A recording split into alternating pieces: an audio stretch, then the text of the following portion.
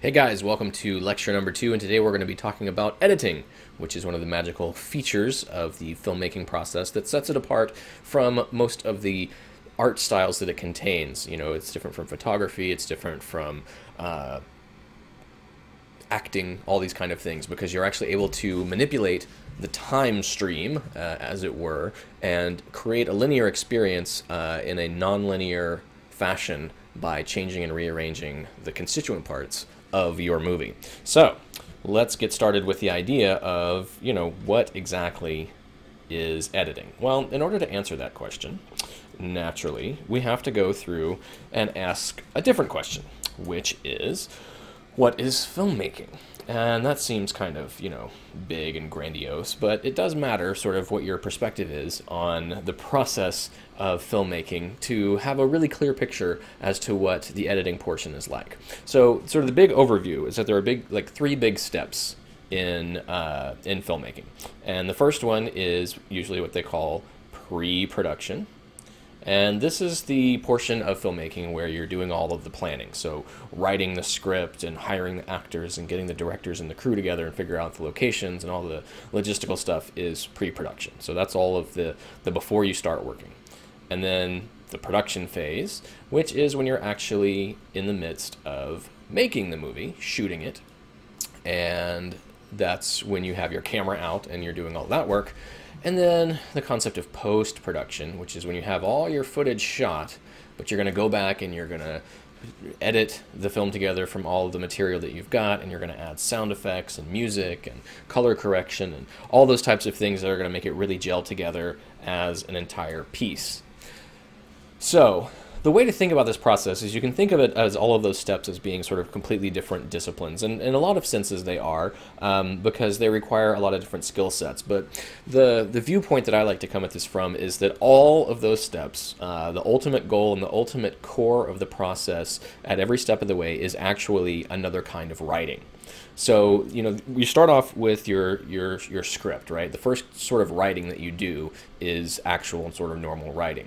And basically your job here is to take all the potential ideas and concepts and things that this movie could be from infinity and distill it down into words. So it's coming from the vast uncharted realms of imagination and everything that could possibly be, and then you've decided the specific words that are going to define your story, right? So you've put it into sort of a more concrete form at this point. And a lot of people think, well, that's where film writing ends. But actually, there's a lot more that's like writing, because then you have to take words and you have to translate them, right? We talked about our visual grammar in the previous lectures. Well, that visual grammar is made up not of words, but of what? Images, right? And there's a lot of forms that this step can take, but primarily this starts with the storyboarding process. And the storyboard is where you take the words from your script and you make rough images out of them. You're not going to go out and actually shoot your finished movie, because when you're on set and you've got all the different aspects that you're trying to manage of, where do I put the camera, where do I put the actors, how many actors do I need, how many extras do I need, where am I actually shooting this, where is this going to work to do? All of those are visual sort of questions, because they all depend on, well, I don't know, what are we going to see, right? So this is where you go from words to something visual. It's just like a mini comic book, right? And that's supposed to be an eye, and those are supposed to be squiggly lines for a word. There's a reason that I'm not in the illustration department. My skills lie elsewhere.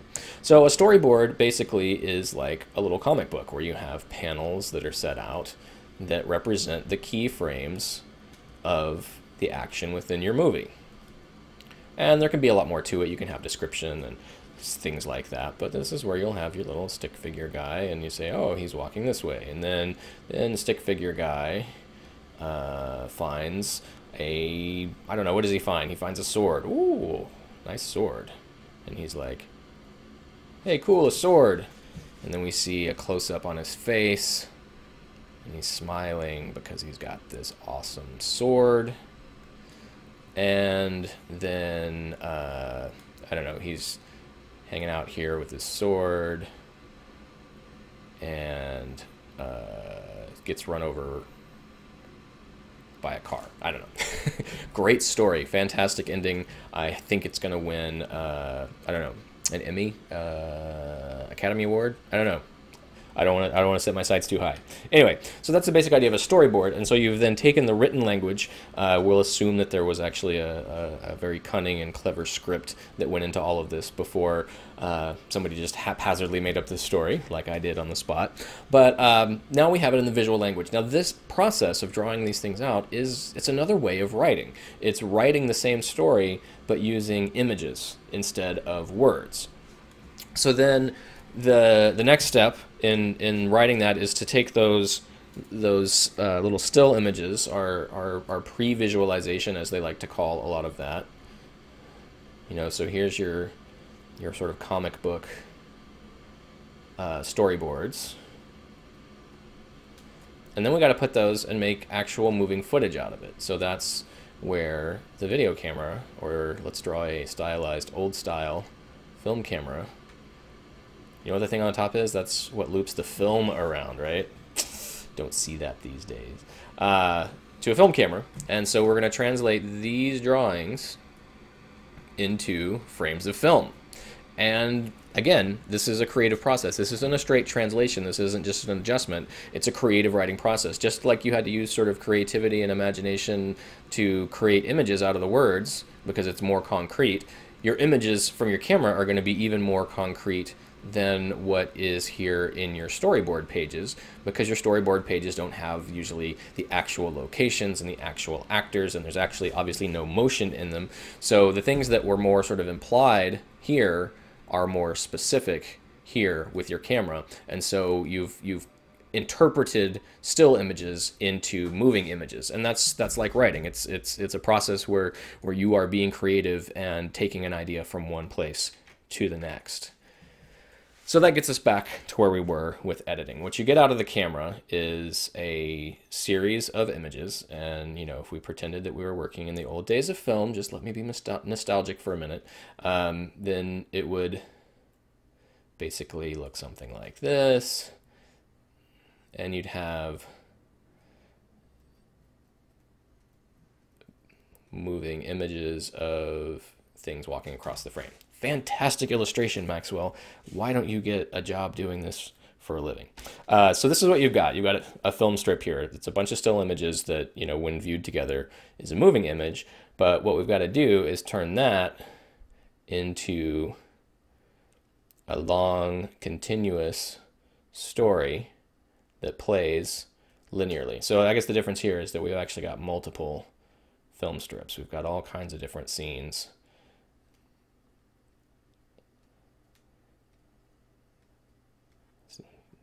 going on here. Okay, so you got multiple film strips, you got multiple scenes and multiple shots. And in editing, you have to put that together into a linear sequence, and it has to be awesome. And awesome means there's a dude on the right-hand side of the frame smiling, obviously. So that's what you have to do. You're putting them into sequences, and it's no less of a writing process than we were at the beginning when we were dealing with on the left-hand side, the infinity of ideas to the specifics of words. We've gone all the way down the ladder of increasing specificity, of increasing concreteness of the output. And in here, we've gone from a fairly concrete idea, you know, lots and lots of individual shots that create moving images, and then we put those in sequence to create a story. And this is the final product. The editor is at the end of this chain, but, you know, this is, again, this is a writing process. This is not a technical job. This is not simply an assembly line. This is a creative process, because you can, just like we talked about with the visual grammar, you can take all these source pieces over here. So all of this stuff is raw material that you sort of creatively use to make your final picture, your final storyline that, you know, is 10 minutes long and is made up of all these different shots. And the way that you combine these shots vastly changes what this finished piece is going to be like. So again, it's very much a writing job. It's just writing with time and juxtaposition, the order in which you put images next to each other and how long they are and how long the whole thing is. So it is writing. And we'll get into more about the editor's job and what this whole idea of juxtaposition has to do with editing in the next video.